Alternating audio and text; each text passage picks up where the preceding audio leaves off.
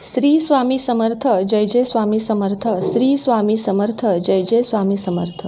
स्वामी समर्थ महाराज की जय। तर आजचा व्हिडिओ परत एकदा मी आली आहे तुमच्यासोबत एक नवीन व्हिडिओ आणि एका नवीन विषयासोबत। तर आजचा पण विषय फार रिक्वेस्टेड आहे आणि आज सोमवार आहे म्हणून मी ती रिक्वेस्ट पूर्ण केली आहे। ज्या माझ्या भक्तांची रिक्वेस्ट होती की 16 सोमवारच्या व्रताची संपूर्ण माहिती द्या, त्या सर्वांसाठी मी आजचा व्हिडिओ तयार केलेला आहे। स्वामी सेवेबरोबरच आपल्याला इतर सेवा देखील गरजेच्या असतात, कारण प्रत्येक देवतेचं एक वैशिष्ट्य असतं की गणपती बुद्धीचा देवता आहे, शंकर आरोग्य देत, शंकर म्हणजे महादेव भगवान आरोग्य देतात, असं प्रत्येक काळभैरव सुद्धा आरोग्य देतात। असे अनेक देवांचे, कृष्ण प्रेम देतो, असे अनेक देवांचे वेगवेगळे आपल्याला लाभ मिळतात आयुष्यात। त्यामुळे स्वामी सेवेबरोबरच इतर सेवाही करणं गरजेचं असतं। स्वामी ही आपली इष्टदेवता आहे म्हणून आपण स्वामींचं जास्त करतो, त्याबरोबरच जोडीला हे सगळं केलं तर तुमचं आयुष्य सुख, संपन्न, आरोग्य, समृद्धी हे सर्व घेऊन भरभराट होईल। स्वामी आपल्याला कधीच कमी पडून देणार नाही आहेत। चला तर मग आजच्या विषयाला आपण सुरुवात करूया। 16 सोमवारचं व्रत कसं करावं, त्या दिवशी काय खावं, काय खाऊ नये, उद्यापन कसे करावे, प्रसाद काय करावा, ही सर्व माहिती मी तुम्हाला आजच्या व्हिडिओमध्ये देणार आहे। तर आपण बघूया की महादेव भगवान म्हणजे शंकर भगवान हे सगळ्यात लवकर प्रसन्न होणारे देव आहेत। त्यांच्याकडे तुम्ही कोणतेही मागणे मागा ते आणि त्यांची तुम्ही थोडी भक्ती करा, ते लगेच प्रसन्न होतात, कारण देवांचा देव महादेव आणि शंकर हा भोळा देव म्हणून फार मानला जातो। आता हे व्रत कोण करू शकतं, तर हे व्रत कुमारी, विवाहित स्त्रिया, पुरुष कोणीही करू शकतं। अगदी विधवा स्त्रिया देखील हे व्रत करू शकतात, त्यांच्या आयुष्यात काही अडचणी असतील तर। खूप असाध्य आजारपण असेल, अगदीच तुमची परिस्थिती हालाकीची असेल, इतक्या अडचणी की तुम्ही सर्व करून दमला असेल, लग्न, संतती, कुठलेही तुमच्या अडचणी असो, प्रत्येक ह्याच्या 16 सोमवारामध्ये त्याची ताकद आहे की तुमच्या त्या संपूर्ण अडचणी दूर करेल। शिवासारखा पती मिळावा म्हणून मुली हे व्रत जास्त करून करतात, म्हणजे आपल्याला छान नवरा मिळावा, शिवासारखा पती मिळावा ही प्रत्येक मुलीची मनोकामना असते, म्हणून प्रत्येक मुलगी हे व्रत करते। कधी सुरू करावे, तर ह्याच्यासाठी सगळ्यात उत्तम आहे आता येणारा श्रावण, पण तरीही कुणाला जर आधीपासून करायचं असेल तर चैत्र, माघ, कार्तिक, वैशाख आणि श्रावण हे महिने उत्तम आहेत। आणि आत्ता जर तुम्हाला चालू करायचं असेल तर प्रत्येक महिन्यात जो शुक्ल पक्ष येतो त्यातल्या येणाऱ्या कुठल्याही सोमवारपासून तुम्ही हे 16 सोमवारचे व्रत चालू करू शकता।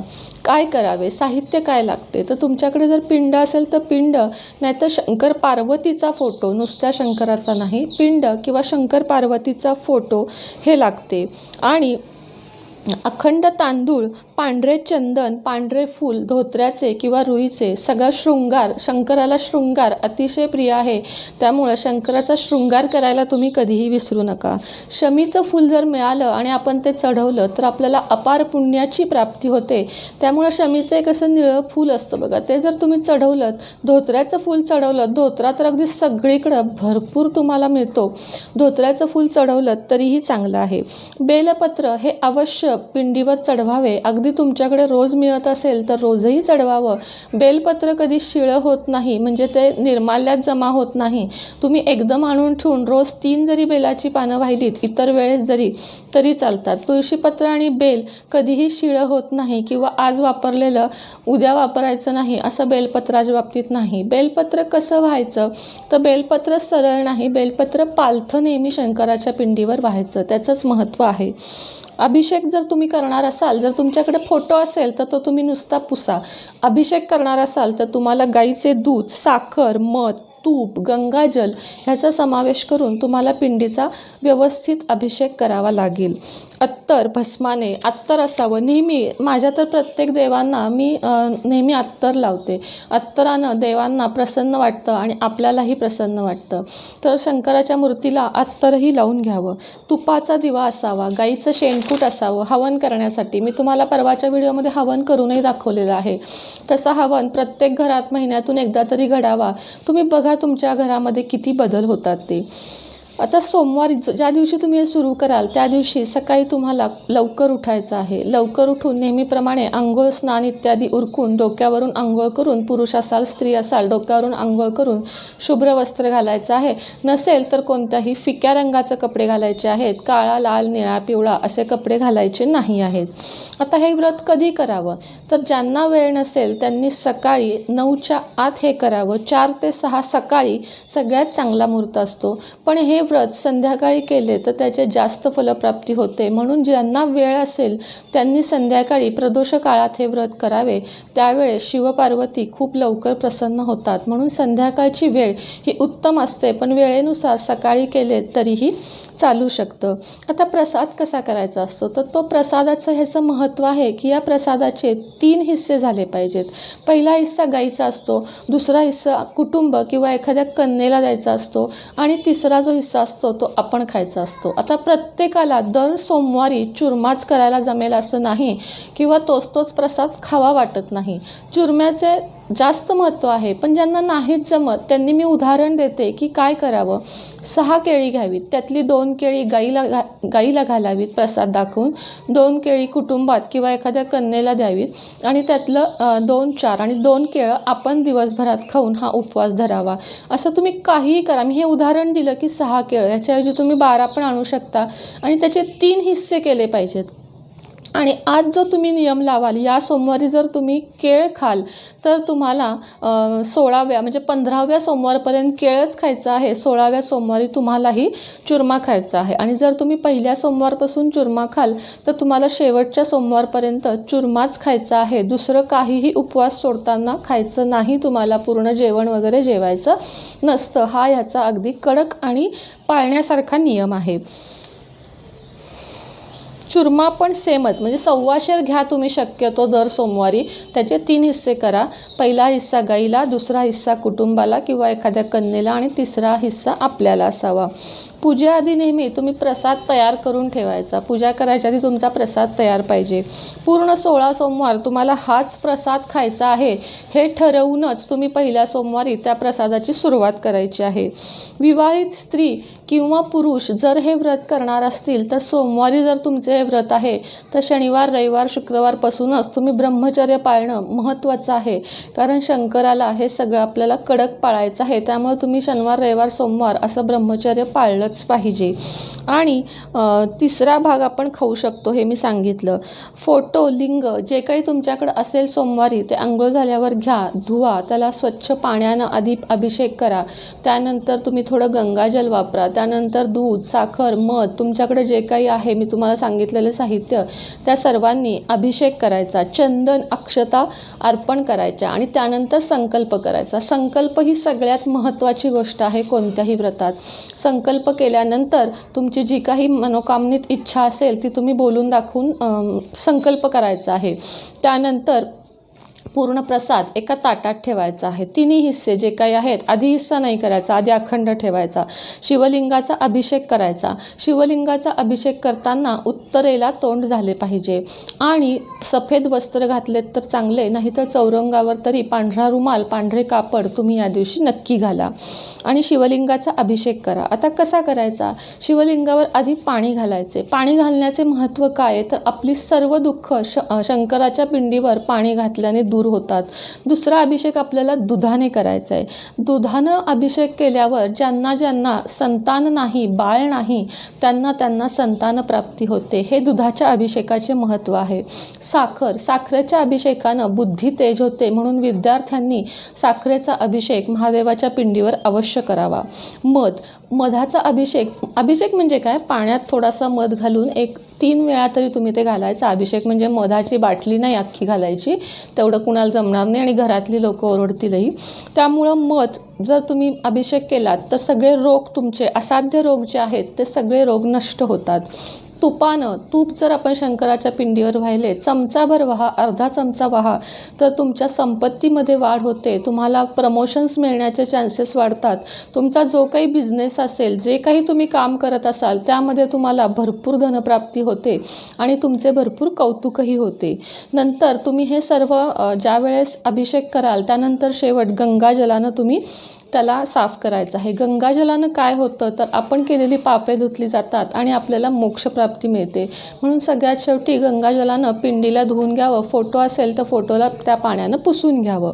चंदन, अक्षत, भस्म, अत्तर हे सगळं वाहून झाल्यानंतर बेलपत्र उलटे मी सांगितले त्याप्रमाणे व्हावा.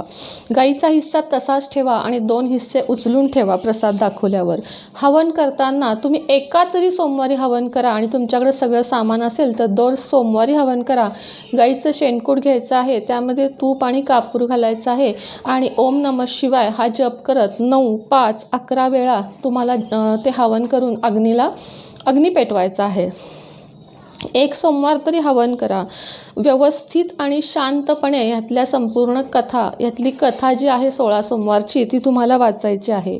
आरती करायची आहे आणि ते झाल्यावर प्रत्येकच पूजा, कोणतीही तुम्ही रोजचीच पूजा जरी केली तरी तुमची संपूर्ण पूजा झाल्यावर, तशीच ही 16 सोमवारची पूजा झाल्यावर पहिल्यांदा क्षमा प्रार्थना मागायची आहे की हे शंकर महादेवा, हे शंभो देवा, माझ्याकडून कोणतीही गोष्ट आज पूजेमध्ये चुकली असेल तर मला माफ करून माझी वेडीवाकडी सेवा स्वीकारावी आणि माझं आयुष्यात जरी काही चुकत असेल तरी मला तुम्ही संकेत द्यावात, मी ते चुकू नये म्हणून, आणि माझ्या पाठीशी कायम राहावत आणि माझी ही पूजा स्वीकारून माझ्या घरी तुमचे नेहमी वास्तव्य असावे. अशी क्षमा याचना प्रार्थना करणं खूपच गरजेचं असतं. आणि तुम्ही हे लक्षात घ्या की तुम्ही पहिल्या सोमवारी जो नियम लावून घेणार आहात, पहिल्या सोमवारी जर तुम्ही संध्याकाळी 6:45ला पूजेला बसलात तर 16 सोमवार तुमचं ते टायमिंग चुकलं नाही पाहिजे. सकाळी असो किंवा संध्याकाळी असो तेच टायमिंग करायचं. हे रोज सोपं आहे, पण ह्याचे जे नियम आहेत ते कडक आहेत आणि ते पाळावे लागतात. सुतक, मुलींची पाळी किंवा तुम्ही कुठं गावाला गेलात तर त्या सोमवारी उपवास मात्र पकडायचा आहे. 3 प्रहर उपवास हा झालाच पाहिजे. त्यामुळं आजारी लोकांनी हे व्रत करू नका. ज्यांना उपवास झेपतात, ह्याच्यात उपवासाचंच महत्त्व आहे, ज्यांना उपवास झेपतात त्यांनीच हे व्रत करा. आणि ज्यावेळेस आपण कुठं जाऊ तो सोमवार सोडून द्यायचा, 16मध्ये धरायचा नाही, मात्र उपवासही सोडायचा नाही. कुठेही बाहेर गेलो आहे म्हणून आपल्याला काही खावं वाटलं चालणार नाही. परान्न या 16 सोमवारचं व्रत होईपर्यंत घ्यायचं नाही. बाहेरचं काही खायचं नाही.